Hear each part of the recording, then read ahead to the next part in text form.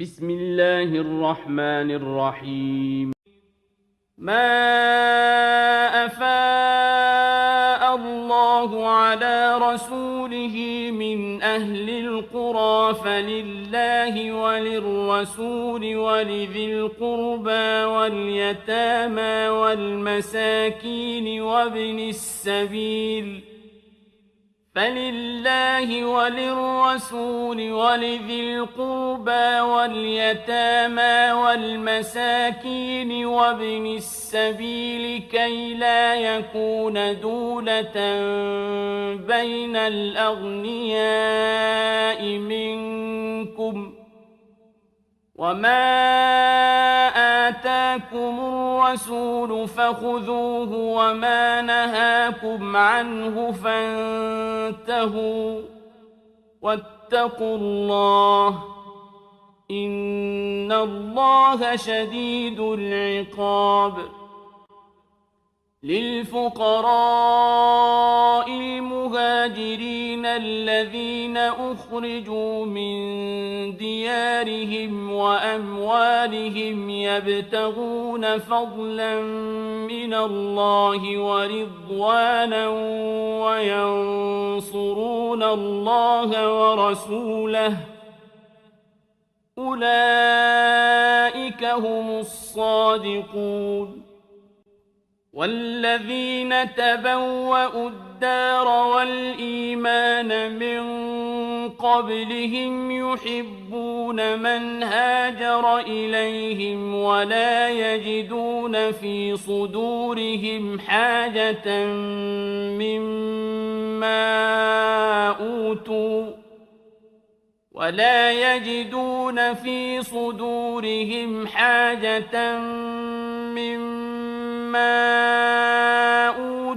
ويؤثرون على أنفسهم ولو كان بهم خصاصة ومن يوق شح نفسه فأولئك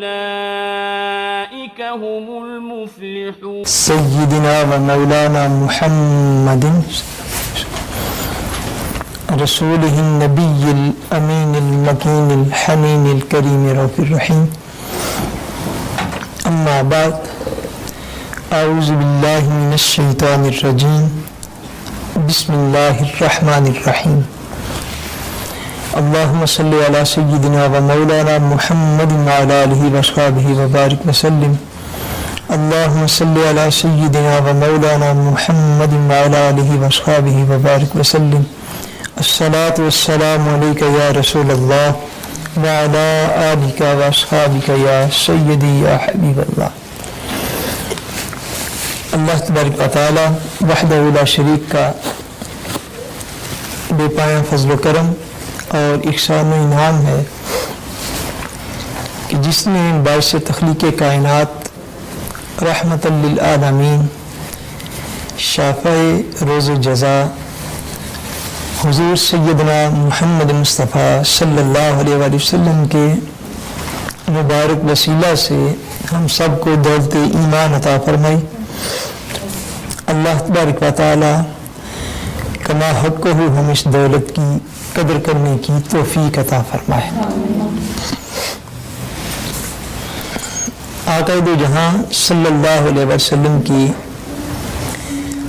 مبارک ظاہری زندگی میں احادیث پاک کو کس طرح جمع کیا گیا،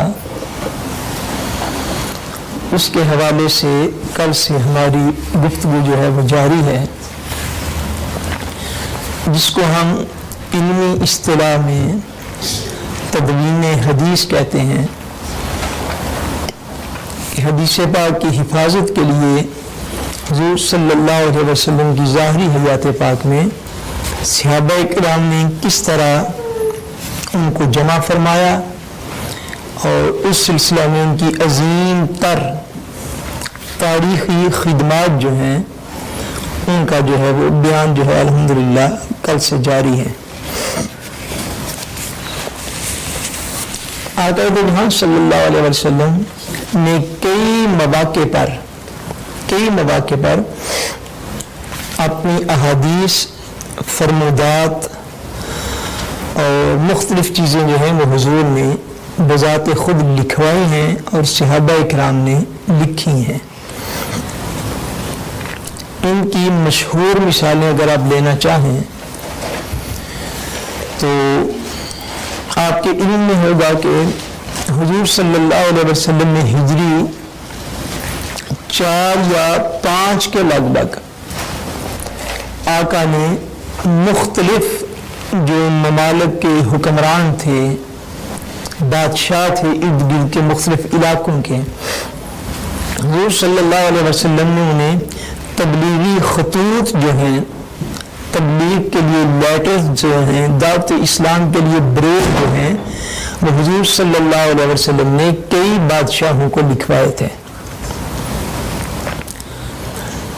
اور خاص طور پر ہمارے ہاں جو اسٹوڈنٹس ہیں کالجز کے، یونیورسٹیز کے لیے، ان کی انفارمیشن کے لیے کہ دنیا کی تاریخ میں کسی بھی اسٹیٹ کا جو فرسٹ کانسٹیٹیوشن جو ہے، ریٹن قانون جو ہے، جس چیز کو تسلیم کیا گیا ہے کہ دنیا کے تمام معاشروں میں پہلا تحریری قانون جو وجود میں آیا، وہ بھی تاریخ اسلام میں میثاق مدینہ کہلاتا ہے۔ اور یہ سارا کچھ کیا تھا؟ یعنی حضور کا قوانین کا لکھوانا، مختلف جو حکمران تھے ان کو اسلام کی دعوت کے لیے آپ کا خطوط لکھوانا، بعض لوگوں کو آپ زمین الاٹ فرماتے ہیں، زمین کے قطعات جو ہیں وہ ان کو دیتے، تو اس کے لیے بھی حضور تحریر انہیں عطا فرماتے تھے، لکھ کر دیتے کہ فلاں زمین جو ہے وہ فلاں شخص کو دی جاتی ہے، فلاں زمین کا خطہ جو ہے یہ فلاں قبیلے کو دیا جاتا ہے۔ اسی طرح آقا دو جہاں صلی اللہ علیہ وسلم نے یہ مشہور حدیث پاک عرض کر کے تو آگے چلتا ہوں، حضور ہجرت کے سفر پر تھے۔ کس سفر پر؟ ہجرت کے سفر پر تھے، مکہ معظمہ سے مدینہ طیبہ جا رہے تھے، تو راستے میں ایک موقع پر سراقہ بن مالک نامی شخص جو ہے وہ آپ کا پیچھا کرتے ہوئے آپ کے پاس آ پہنچا، اس خیال سے کہ جو اہل مکہ نے انعام کا اعلان کیا ہوا تھا اس انعام کو حاصل کرنے کے لیے۔ جب وہ پیچھے حضور کیا پہنچا تو حضور صلی اللہ علیہ وسلم قرآن مجید کی تلاوت فرماتے ہوئے وہاں سے جا رہے تھے۔ وہ اتنا قریب ہوا کہ حضور کی تلاوت کی آواز اس کے کانوں میں پڑ گئی،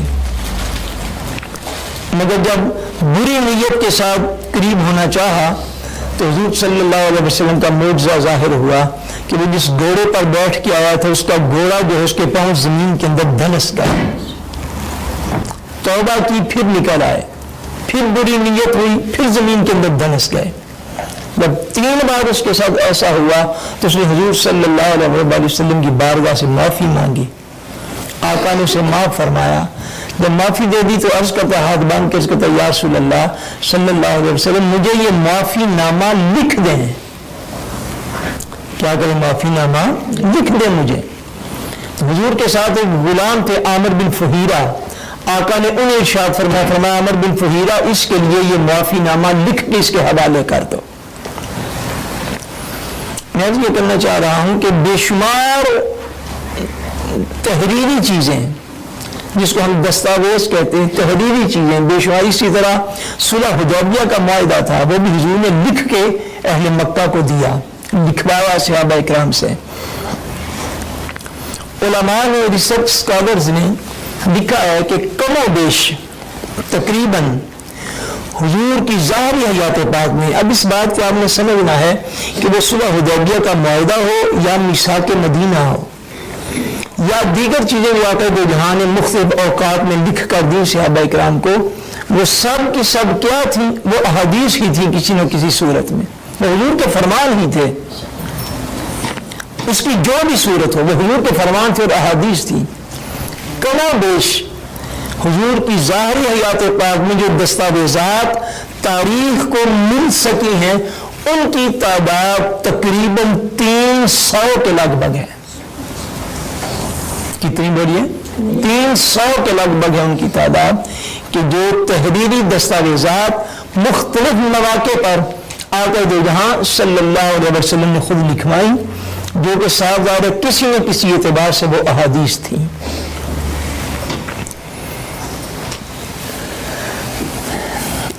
اور اسی سلسلے کو آگے مزید سمجھتے ہوئے ایک بڑی اعلیٰ اور عظیم حدیث پاک ہے، وہ آپ کی خدمت میں گوش گزار کرنا چاہتا ہوں، اور اس کے راوی جو ہیں حضرت عبداللہ ابن عمر رضی اللہ تعالی عنہ ہیں۔ مجمع الزوائد کے اندر یہ حدیث پاک آئی ہے۔ اس سے آپ کو اندازہ ہو سکے گا کہ صحابہ اکرام کا ایک عام معمول جو ہے وہ کیا تھا۔ آپ فرماتے ہیں کان عند رسول اللہ صلی اللہ علیہ وآلہ وسلم ناس من اصحابہ وانا معہم وانا اصغر لقوم۔ آپ فرماتے ہیں حضرت عبداللہ ابن عمر رضی اللہ تعالیٰ عنہ، آپ فرماتے ہیں کہ میں رسول کریم صلی اللہ علیہ وسلم کی بارگاہ میں حاضر تھا اور دیگر اصحاب وہ بھی حاضر تھے، وانا معہم وانا اصغر لقوم، اور فرماتے ہیں میں ان سارے صحابہ سے جتنے بھی حاضر تھے میں عمر میں ان سب سے چھوٹا تھا۔ یہ تب کی بات ہے جو آپ نے روایت فرمائی۔ فرمایا وہاں بیٹھے تھے، فقال النبی صلی اللہ علیہ وآلہ وسلم، فرماتے ہیں کہ حضور نے اس مجلس میں یہ ارشاد فرمایا، من کذب علی متعمدا فلیتبوأ مقعدہ من النار۔ آقا نے فرمایا میرے صحابہ سنو اور یاد رکھو کہ جس شخص نے جان بوجھ کر میری طرف جھوٹ کو منسوب کیا، من کذب علی متعمدا، جس نے جان کو بوجھتے ہوئے میری ذات کی طرف جھوٹ منسوب کیا، یعنی کسی نے یہ کہا کہ یہ رسول اللہ صلی اللہ علیہ وسلم نے فرمایا ہے اور وہ فرمان حضور کا نہ ہو، یا کسی بھی چیز کی نسبت حضور کی طرف کرے، ظاہری حیات پاک کے ساتھ یا خواب کے معاملات کے ساتھ، جیسا بھی کرے حضور کی طرف نسبت کرے، جان کو بوجھتے جھوٹ بولے اور ایک جھوٹی بات کو معاذ اللہ ثم معاذ اللہ حضور کی طرف نسبت دے دیں۔ فرمایا سنو من کذب علی متعمدا فلیتبوأ مقعدہ من النار، فرمایا تو ایسا شخص اپنا ٹھکانہ جہنم میں سمجھ لیں، اس کے دوزخی ہونے میں جہنمی ہونے میں کوئی شک نہیں ہو سکتا کہ جو حضور صلی اللہ علیہ وسلم کی طرف کسی جھوٹی بات کو منسوب کرنے والا۔ فرماتے حضور نے اس موقع پر یہ ارشاد فرمایا، فلما خرج القوم، آپ فرماتے حضور کی مجلس سے ہم باہر نکلے، قلت کیف تحدثون عن رسول اللہ صلی اللہ علیہ وآلہ وسلم وقد سمعتم ما قال وانتم تنہمون فی الحدیث عن رسول اللہ صلی اللہ علیہ وسلم۔ فرماتے جتنے صحابہ تھے، میں چونکہ عمر میں ان سب سے چھوٹا تھا، جب ہم وہاں سے باہر نکلے تو میں نے یہ عرض کیا، سارے صحابہ کو جتنے بھی مجھ سے بڑے تھے، میں نے عرض کیا کہ آپ نے کیا حضور کا یہ فرمان نہیں سنا کہ حضور نے کیا فرمایا کہ جس نے جھوٹی بات کو میری طرف منسوب کیا وہ اپنا ٹھکانہ جہنم میں سمجھے۔ اور میں دیکھتا ہوں، وہ عبداللہ ابن عمر کہتے ہیں تب میں چھوٹا تھا، میں نے عرض کیا کہ میں دیکھتا ہوں کہ آپ لوگ صحابہ کرام جو ہیں آپ تو کثرت کے ساتھ حضور کی حدیث کو بیان کرتے ہیں۔ کیا کرتے ہیں؟ کثرت کے ساتھ۔ اب جو بھی باہر نکلتے ہیں بازار میں کھڑے تو کہتے ہیں حضور نے اس معاملے میں اس طرح فرمایا تھا، نکاح کا معاملہ تو کہتے ہیں حضور نے اس طرح فرمایا تھا، طلاق کا معاملہ کہتے ہیں حضور کا یہ فرمان ہے، یعنی ہر بات پہ آپ حضور صلی اللہ علیہ وسلم کی بات کو کوٹ کرتے ہیں۔ اور آقا نے تو اتنی سختی فرمائی ہے، اتنی سختی فرمائی ہے، تو اس بات کا آپ کے پاس کیا جواب ہے؟ کہتے جب میں نے یہ کہا فضحکوا، میری بات سن کر سارے صحابہ ہنس پڑے۔ کیا یہ سارے صحابہ نے؟ وہ فرماتے مجھے ایک بچے کی بات سمجھ کے ہنس پڑے، تو کیا کہا؟ وقالوا یا ابن اخینا ان کل ما سمعنا منہ عندنا فی کتاب۔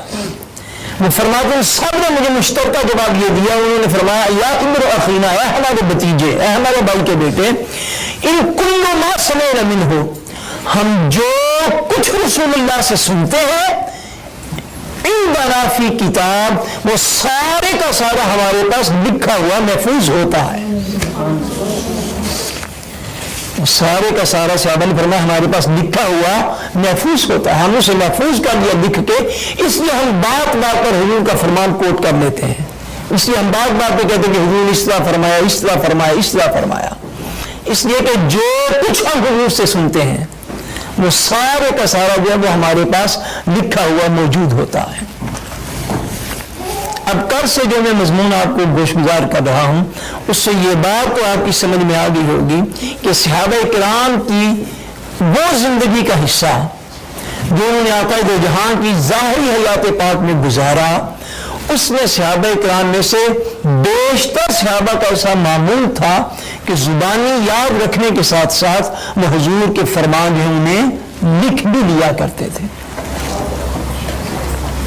اور بڑی محبت کے ساتھ آقا دو جہاں کے فرامین کو وہ ریکارڈ میں رکھتے تھے اور ہمیشہ محفوظ کر کے رکھتے تھے. اسی طرح ایک انتہائی عظیم روایت جو اس معاملے کے اندر مزید بھی موجود ہے، حضرت انس رضی اللہ تعالی عنہ، حضرت انس بن مالک رضی اللہ تعالی عنہ. آپ حضور کے وہ صحابی ہیں جو کہ حضور کے گھر میں حضور کے خادم تھے، اور 10 سال کا جتنا بھی مدنی دور حضور صلی اللہ علیہ وسلم کی حیات طیبہ کا ہے، وہ 10 سال حضور کے گھر میں حضور کی خادم کے طور پر موجود رہے، یعنی بڑی قربت آقا کی بارگاہ سے انہیں حاصل اور میسر رہی. حضرت انس رضی اللہ تعالی عنہ آپ جو ہے آپ جو دیگر بعد میں صحابہ کے بعد تابعین آئے، آپ انہیں احادیث لکھوایا کرتے تھے.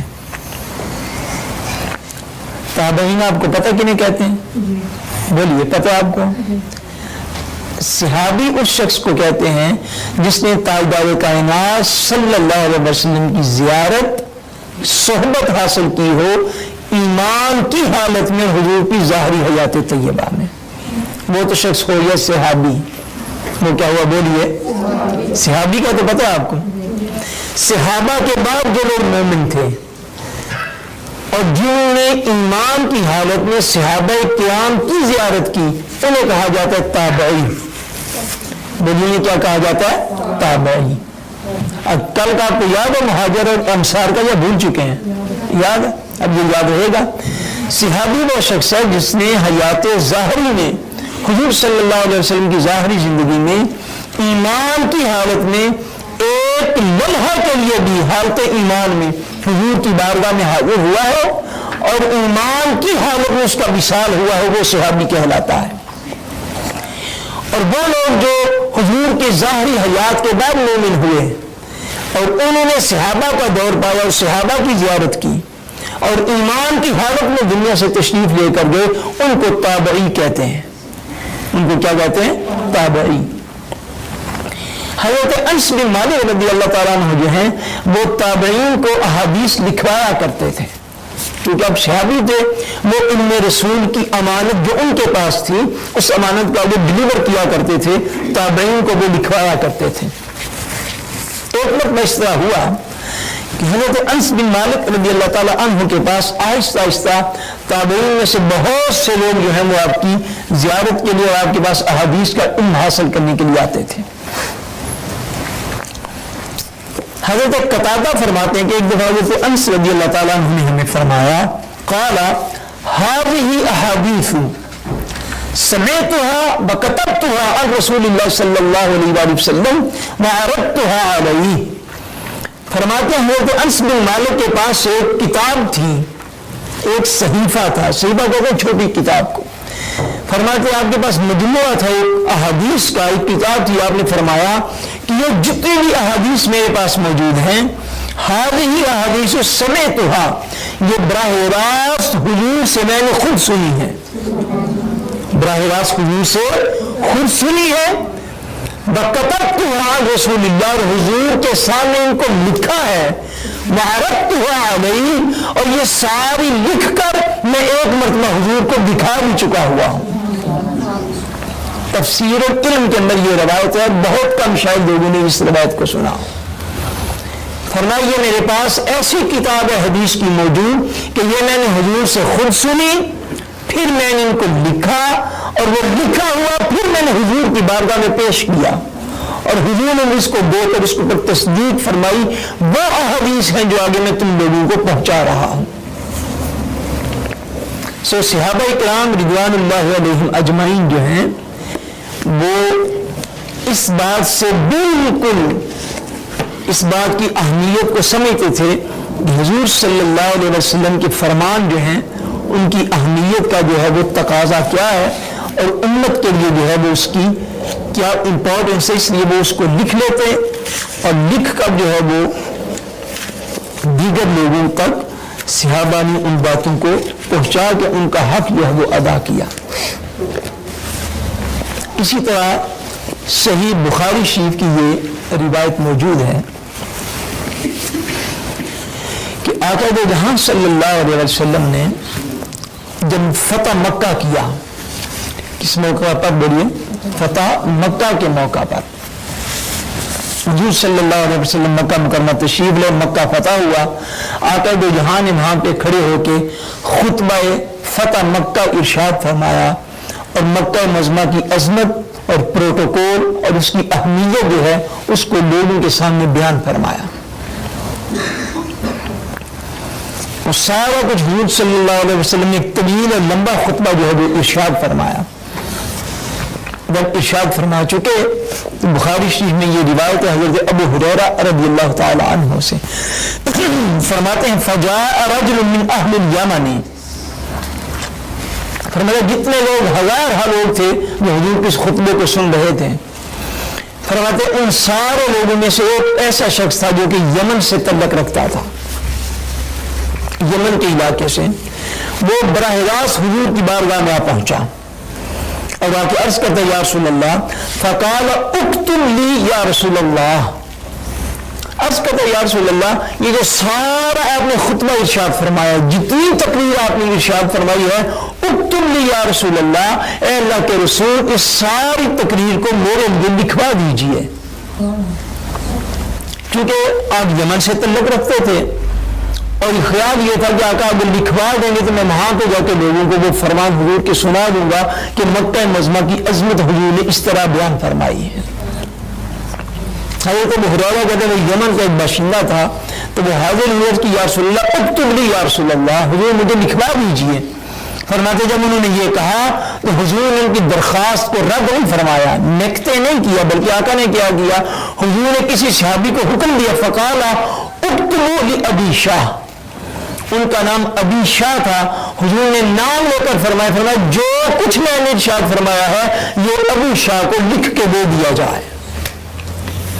میں نے خطبہ ارشاد بھی فرمایا اور پھر فتح مکہ کے موقع پر بھی اپنا خطاب لکھ کر اہل یمن میں سے ایک شخص کے حوالے بھی فرمایا تاکہ وہ یمن تک لے جائے اور حضور صلی اللہ علیہ وسلم کے جو فرمودات ہیں ان سے لوگوں کو آگاہ کرے۔ وہ صحابہ کرام رضوان اللہ علیہم اجمعین کو آقا دو جہان صلی اللہ علیہ وسلم کی احادیث کے ساتھ یہ رغبت اور یہ تعلق اتنا زیادہ تھا کہ ایک ایک لمحہ جتنی بھی اقوام یا وہ اس وقت موجود ہیں اس دنیا پر، اس وقت جتنی بھی قومیں موجود ہیں، عیسائی ہوں، یہودی ہوں، دیگر لوگ ہوں، کسی بھی قوم کے پاس اپنی نبی کی زندگی اور اپنے نبی کی سیرت کا ریکارڈ جو ہے کسی بھی قوم کے پاس موجود نہیں ہے۔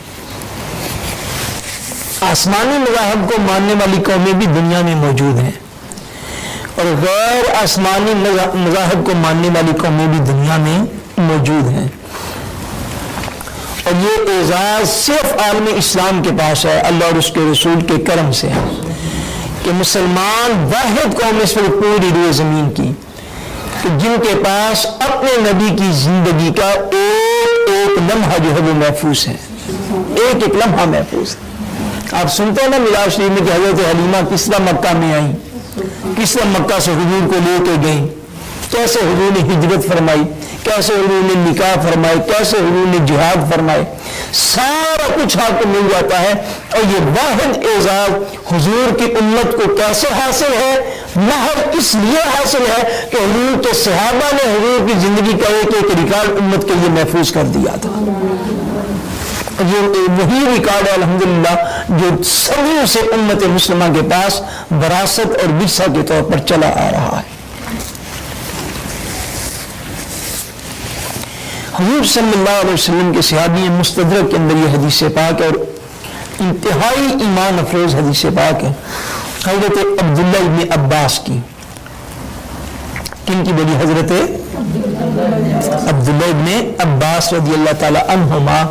حضرت عبداللہ ابن عباس جو ہیں یہ حضور صلی اللہ علیہ وسلم کے چچا کے بیٹے ہیں. حضور کے چچا کے بیٹے ہیں. حضرت عباس رضی اللہ تعالیٰ عنہ حضور کے چچا ہیں. ان کے یہ صاحبزادے ہیں حضرت عبداللہ رضی اللہ تعالیٰ عنہ. آپ ارشاد فرماتے ہیں اللہ غنی. آپ نے مطلب لما عبد رسول اللہ صلی اللہ علیہ وآلہ وسلم فرماتے ہیں کہ جب آقا دو جہاں صلی اللہ علیہ وآلہ وسلم کا وصال ہو گیا. دروازہ بند کر دوں میں پشتی یہ والا ڈور بند کر.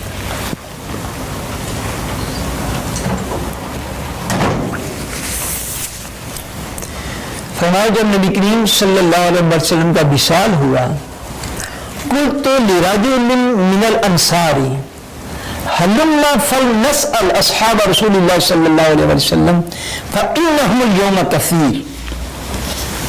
فرماتے ہیں کہ اب آقا کا وصال ہوا تو میں نے ایک انصاری صحابی سے یہ کہا, ایک انصاری شخص سے میں نے یہ کہا آؤ ہم کیا کریں کہ ہم حضور صلی اللہ علیہ وسلم کے صحابہ جو ہیں وہ آج کثرت کے ساتھ موجود ہیں.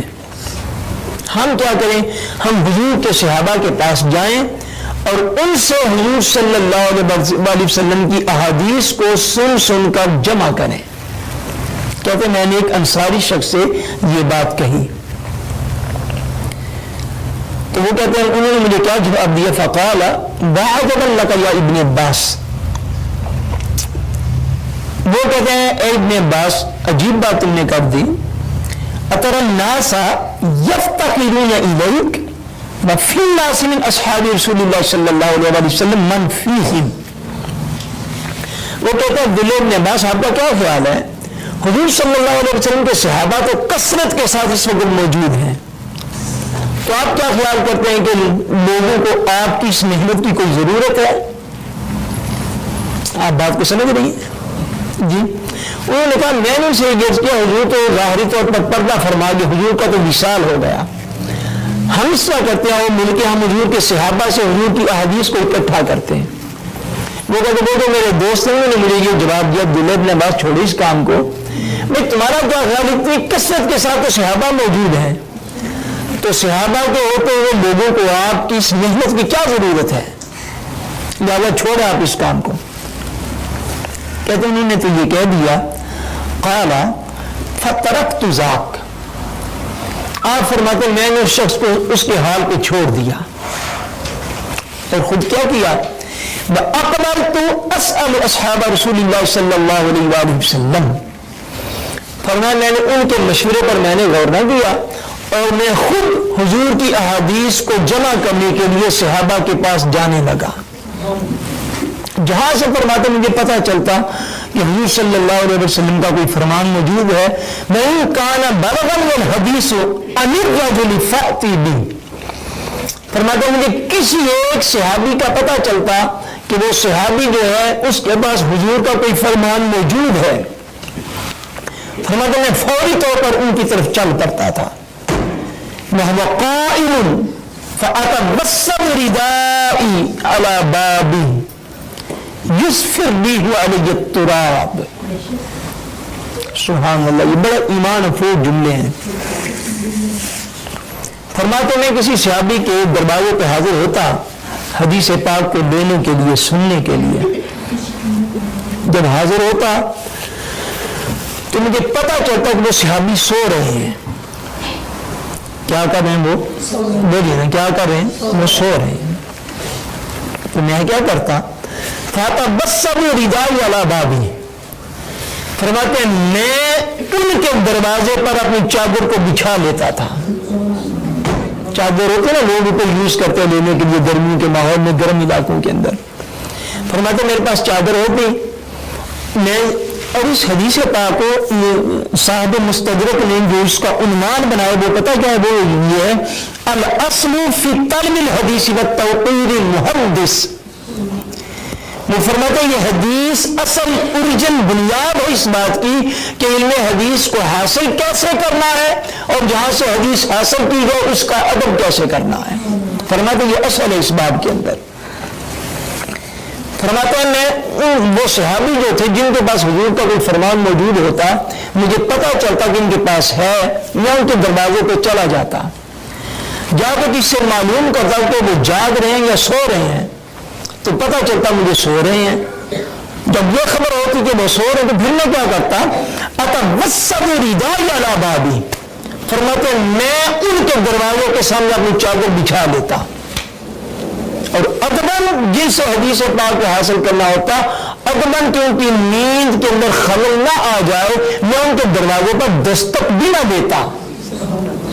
ان کے دروازے پر دستک بھی نہ دیتا کہ کہیں ان کی نیند خراب نہ ہو جائے، کہ ضرورت میری ہے میں ان کے دروازے پر پڑا رہتا.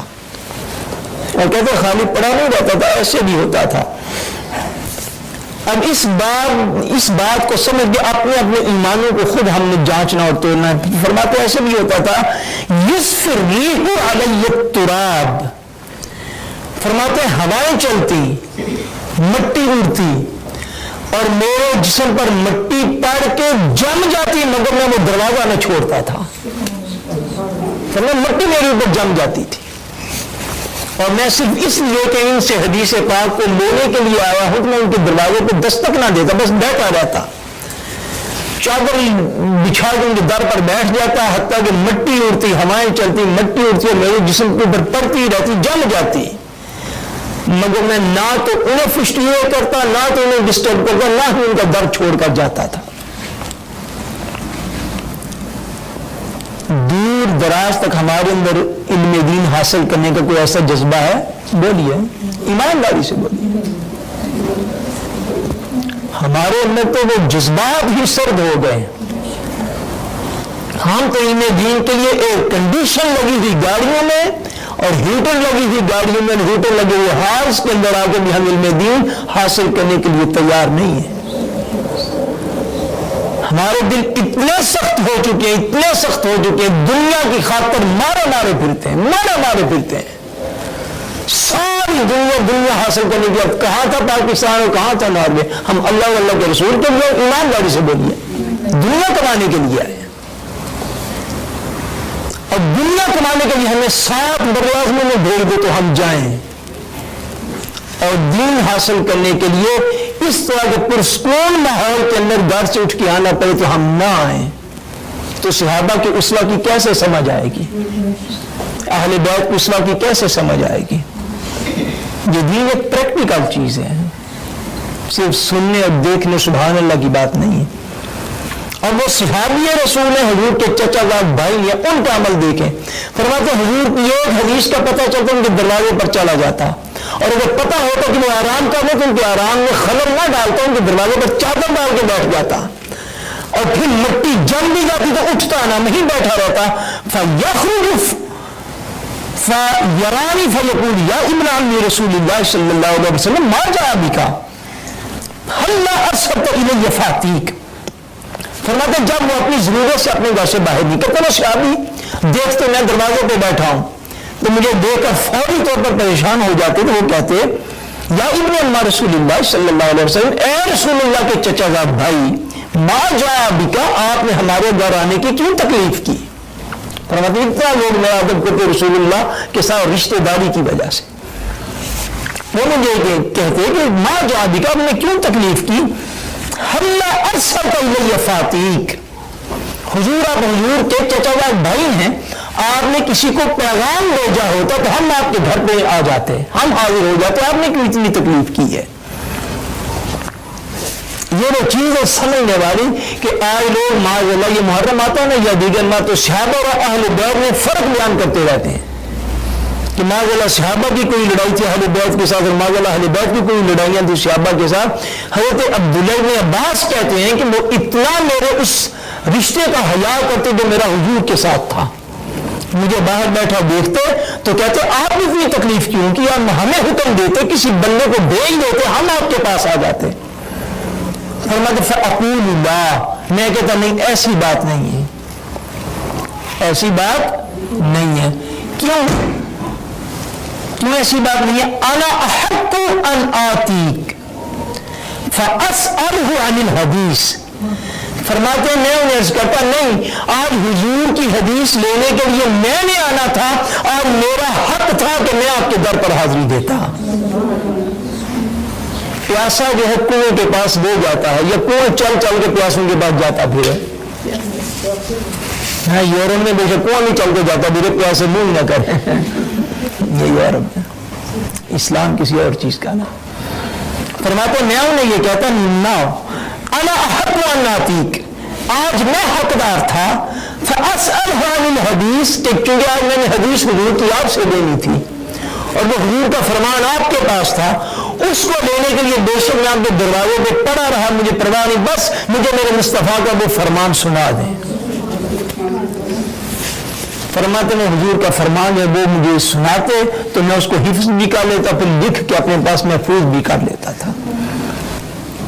صحابہ اکرام نے اس قدر لگن کے ساتھ اور اس قدر محنت کے ساتھ اللہ اور اس کے رسول کے فضل کے ساتھ وہ عظیم ذخیرہ جو ہے وہ تیار کیا جو آج ساری امت مسلمہ کی رہنمائی کا کام دے رہا ہے. اور اس بات کو جو ہے وہ سمجھنے میں کسی بندے کو ڈاؤٹ نہ ہونا چاہیے. آخری حدیث پاک عرض کر کے ختم کر دیتے ہیں. جامع ترمذی شریف کی یہ حدیث پاک ہے. حضور صلی اللہ علیہ وسلم نے اس سلسلے کی ہمیشہ جاری رہنے کی طرف جب توجہ فرمائی حضرت ابو سعید خدری رضی اللہ تعالیٰ عنہ اس حدیث پاک کے راوی ہیں. آپ کہتے ہیں کہ آقا دو جہان صلی اللہ علیہ وسلم نے ایک دفعہ مجھے فرمایا صحابہ کو فرمایا ان الناس لکم تبعون. فرمایا میرے صحابہ میرا دیدار کرنے والوں میرے فرمان سننے والوں میری زبان اقدس سے اللہ کا قرآن سننے والوں سنو ان الناس لکم تبعون لوگ تمہاری پیروی کریں گے لوگ تمہاری پیروی کریں گے. وَإِنَّ رِجَالًا يَأْتُونَكُم مِّنْ أَقْطَارِ الْأَرْضِ. فرمایا میں دیکھ رہا ہوں کہ زمین کے کونے کونے سے لوگ تمہارے پاس آئیں گے یتفقہون فی الدین تم سے محض میرا دین سیکھنا چاہیں گے. فرمایا آج تم مجھ سے میری احادیث اللہ کا قرآن سن رہے ہو میرے بعد زمین کے کونے کونے سے لوگ تمہارے پاس آئیں گے یتفقہون فی الدین اور تم سے دین کو سیکھنا چاہیں گے. وَإِذَا أَتَوْكُمْ فَاسْتَوْصُوا بِهِمْ خَيْرًا. فرمایا میں تمہیں وصیت یہ کرتا ہوں کہ جب لوگ تمہارے پاس دین سیکھنے کے لیے آئیں تو ان کے ساتھ اچھا سلوک کرنا ان کے ساتھ اچھا سلوک کرنا جو ان کی خدمت ہو سکی وہ تم بھی کرنا اور جو ان سے ہو سکے وہ تمہاری بھی کریں. فرمایا میں تمہیں وصیت کرتا ہوں جو لوگ دین سیکھنے کے لیے تمہارے پاس آئیں ان کے ساتھ اچھا سلوک کرنا. اور حضرت ابو سعید خدری کے جو شاگرد تابعین تھے وہ کہتے ہیں کانا ابو سعید اذا رآنا قال مرحبا ببصیرت رسول اللہ. فرماتے ہیں ہم تابعین یہ کہتے ہیں کہ ہم حضرت ابو سعید خدری کے پاس حاضر ہوتے دین کو سیکھنے کے لیے وہ جو ہی ہمیں دیکھتے تو خوش ہو جاتے اور کہتے مرحبا میں ویلکم کرتا ہوں ان لوگوں کو جن کی بصیرت ہمیں رسول اللہ نے فرما دی تھی. آقا نے فرما دیا تھا کہ لوگ تمہارے پاس آیا کریں گے ان کے ساتھ اچھا سلوک کرنا. وہ کہتے ہمیں دیکھ کر انہیں حضور کا وہ فرمان یاد آ جاتا اور وہ ہمیں ویلکم کہتے اور مرحبا کہتے اور ہمیں بہت خوشی کے ساتھ ملتے اور ساتھ کہتے وہ لوگ میرے پاس آئے جن کی وصیت ہمیں رسول اللہ فرما چکے تھے کہ تمہارے پاس آیا کریں گے. اس بات کو جو ہے وہ آج اس مقام پر ختم کرتے ہیں. کل اسی بات کو آگے بڑھائیں گے کہ اس معاملے میں کسی بھی امت مسلمہ کے شخص کو کبھی بھی اس بات میں شک نہ ہونا چاہیے کہ حضور صلی اللہ علیہ وسلم کے فرمان جو ہیں وہ معاذ اللہ اولین دور کے اندر لکھے نہ گئے یا حفظ نہ کیے گئے یا ان کا ریکارڈ نہ رکھا گیا. جو بھی سہولت اس وقت صحابہ کو میسر تھی اس کے مطابق صحابہ نے حضور کے فرامین کو لکھا بھی، زبانی یاد بھی رکھا، اور اولین دن سے آقا دو جہاں صلی اللہ علیہ وسلم کے فرمان اور اللہ تبارک و تعالیٰ کا قرآن، یہ دونوں چیزیں جو ہیں ان کی حفاظت امت مسلمہ ہمیشہ سے کرتی آ رہی ہے اور قیامت کے دن تک انشاءاللہ تبارک و تعالیٰ کرتی رہے گی۔ اللہ تبارک و تعالیٰ ہم سب کو شعور کی زندگی نصیب فرمائے اور ہم سب کا خاتمہ بالایمان فرمائے۔ وما علینا الا البلاغ المبین۔